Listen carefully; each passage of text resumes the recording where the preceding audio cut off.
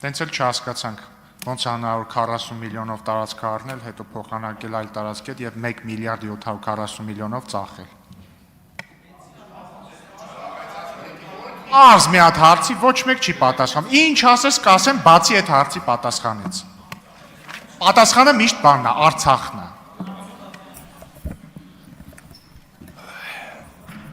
Բարև ձեզ,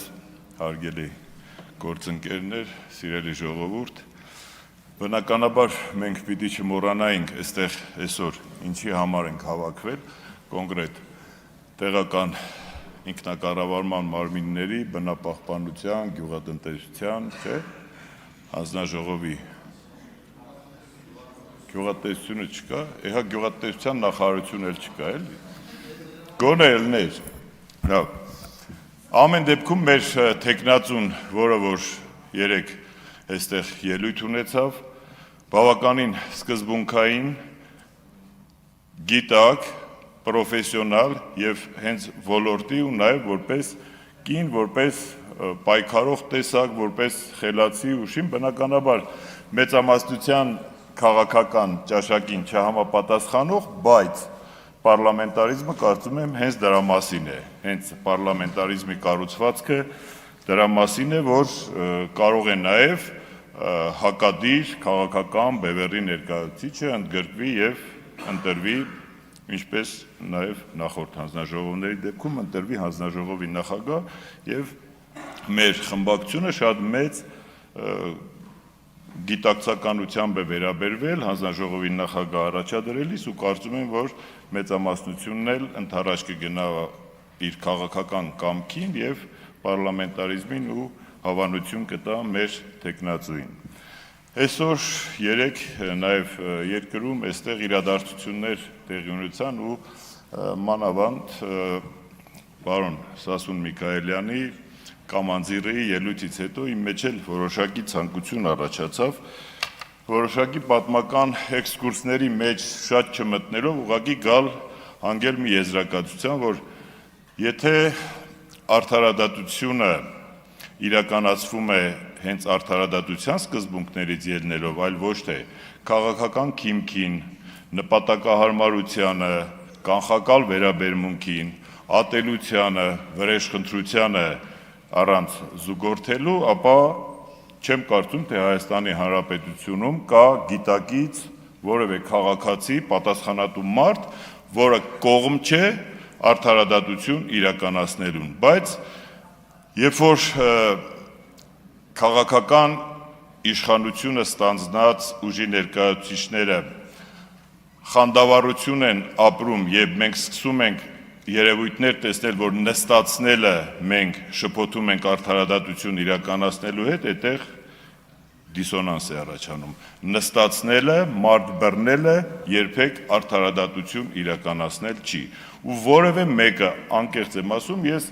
բավական ինչ-որ գուցե ձեր չափ չէ, բայց ես էլ փորձությունների միջով եմ անցել եւ մարդը գիտի, որ ինքը կատարել է հանցագործություն, ես շատ մարդկանց հետ եմ շփվել, ինքը հաշտ է,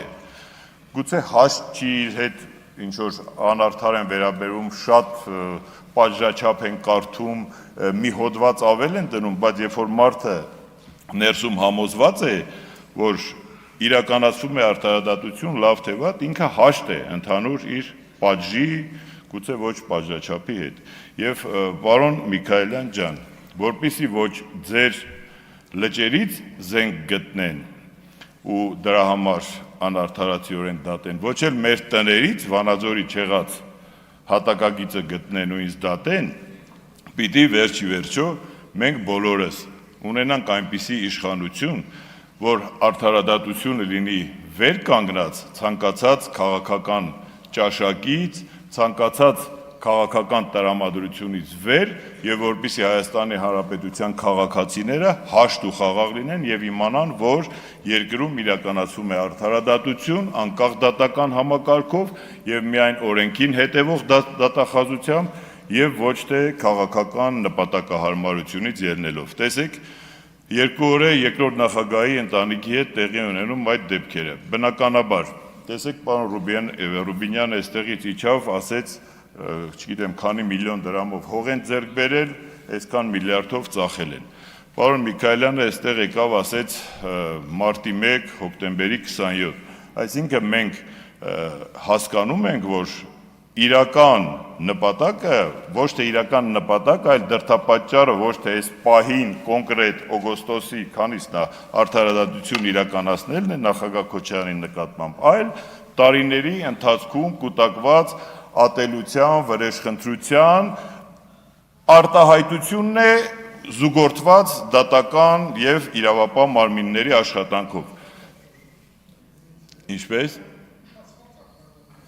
կներեք, ուշացված թե չուշացված, դրա տերը, ինչպես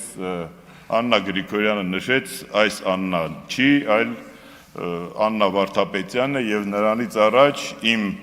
կեղծ մեղադրական եզրակացությունը ստորագրած եւ առաջ տված նախորդ գլխավոր դատախազ Դավթյանը, հետեւաբար ինչ Երից մի արձագանքեք, պարոն Ասլանյան, դուք եք մարդիկ չեն կանգնում, պարոն Հարությունյան, իմ կողքը կանգնում են լավ մարդիկ, ինչպես նաև ես եմ կանգնում լավ մարդկանց կողքը, չէ, իմ կողքը տենց մարդիկ չեն կանգնում։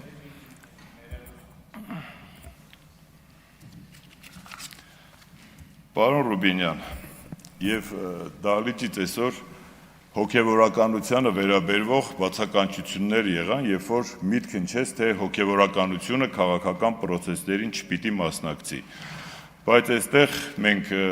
հին սերնդի ներկայացուցիչներ կան, որոնք նաև ՀՀՇ-ական շարավիղներով կապված են ավելի նախորդ իշխանությունների հետ եւ պիտի բոլորս հիշենք, որ ՀՀՇ իշխող կուսակցության փոխնախագահ, եթե չեմ սխալվում, Տեր Հուսիկ Լազարյանն էր, այսինքն հոգևորականությունը գրեթե միշտ ներգրավվածություն ունեցել է քաղաքական պրոցեսների մեջ, ուստի դա այդքան էլ պարսավելի եւ ինչ-որ բան երևույթ չէ։ Հիմա նորից գամ տեղական ինքնակառավարման մարմիններին, քանի որ տեղական ինքնակառավարման մարմինների մասին է այսօրվա մեր ընտրությունը։ Հայաստանը ու Հայաստանի վերջի տարիների քաղաքականությունը, այսօրվա իշխող ուժի, կարծես թե միտված է արևմտյան եվրոպական արժեքներին եւ մենք կարծես թե մոռացել ենք, որ Հայաստանը նաեւ տեղական ինքնակառավարման մարմինների գծով եվրոպական խարտիայի անդամ է, բայց վերջին տարիների իրադարձությունները ցույց են տալիս, որ կարծես թե ընտրական մեխանիզմները եկել են փոխարինելու ուղղահայաց բուրգի կառուցման մեխանիզմներով։ Տեսեք, սուբվենցիոն ծրագրերի հետ կապված պարոն Աղաջանյանը այստեղ 3 հարց էր տալիս եւ այդ սուբվենցիաները վերջին տարիներին դարձել են մահակ տեղական ինքնակառավարման մարմինների գլխին, այսինքն համայնքապետերի գլխին։ Այդ սուբվենցիաները այնքանով են նպատակահարմար բաժանվում եւ հատկացում, ինչքանով որ իրենց իշխող իշխանության քաղաքական քիմքին նպատակահարմար է տվյալ համայնքի ղեկավարը։ Եվ արևելյան գործընկերության եվրոպական Եվրոխորհրդի միավորումներում միշտ քննարկումներ են եղել եւ արևմուտքի լավ փորձը իմպլեմենտացվել է նաեւ արևելյան գործընկերության որոշ երկրների վրա կապված հարկատեսակների տեղաբաշխման, տեղական ինքնակառավարման մարմինների ապակենտրոնացման եւ ֆինանսական կայունությունն ու անկախությունը բարձրացնելու ուղղությամբ, բայց երեք իշխանության ներկայացուցիչները մեծ փութաջանությամբ հարցերն ուղղում էին մեր տեխնացուին, բայց կառավարության ծրագրում նույնիսկ մեկ տող չկա տեղական ինքնակառավարման մարմինների վերաբերյալ, չկա, ընդհանրապես գլուխ չկա տեղական ինքնակառավարման ինչ տող Ժողովուրդ ջան, ներողություն, ինչը հասկանալի չի, տեղից մի արձագանքեք արտահայտության մեջ, որ մասը հասկանալի չի։ Շարունակեք, պարոն Ասլանյան, 1 րոպե ավելացրեք, պարոն Ասլանյան։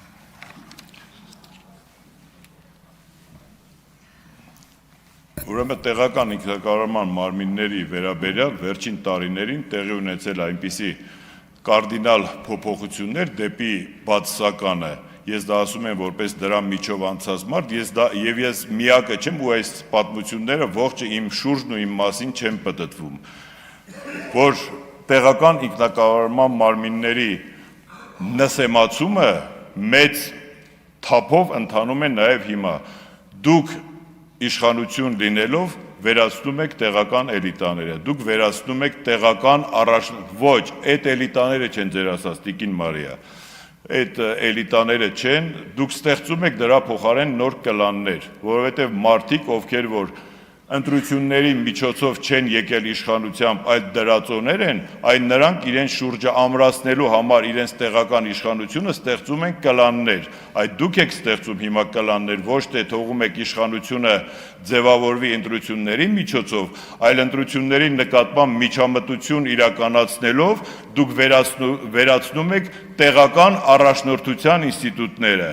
դրանք ապագայում բոլորիս համար հենարան են, նաև ձեզ համար, այսօր դուք ունեք առաջնորդ, որը կարողանում է բոլորիդ փոխարեն լուծել բոլորի հարցերը, բայց երբ որ քաղաքական պրոցեսները կհանգեն նրան, որ առաջնորդը չի լինի եւ տեղական այդ փոքրիկ ստեղծված կառույցները չեն կարողանալու ինքնուրույն գործեն, վաղը մյուս օրը ձեր քաղաքական կուսակցությունը տեղերում որևէ ձայն չի կարողանալու վաստակել, որովհետեւ այնտեղ ստեղծվում են միավորումներ, որոնք երբեք չեն բխում ժողովրդի ընտրությունից։ Ես դա ասում եմ մոտ 15-20 համայնքների վերաբերյալ, երբ որ դուք գնում եք քաղաքական լուծումների, թեկուզ բիրդ լուծումների, դա հետագայում գուցե ընկալելի դառնա, բայց երբ որ դուք գնում եք ոչ քաղաքական լուծումների, գնում եք կլանային լուծումների, եւ դա ես ամենայն պատասխանատվությամբ հայտարարում եմ այստեղ, եթե կա մեկը, որ պատրաստ չէ իմ մտքերի հետ, ես կարող եմ իրեն ապացուցել փաստերով, հետաբար ես Պարոն Ասլանյան, ավարտեք, խնդրում եմ, նախադասությունն ավարտեք, չէ, ավարտեցի, շնորհակալություն, քաղաքացիական պայմանագիր խմբակցության անունից ելույթ կունենա Բաբկեն Թունյանը։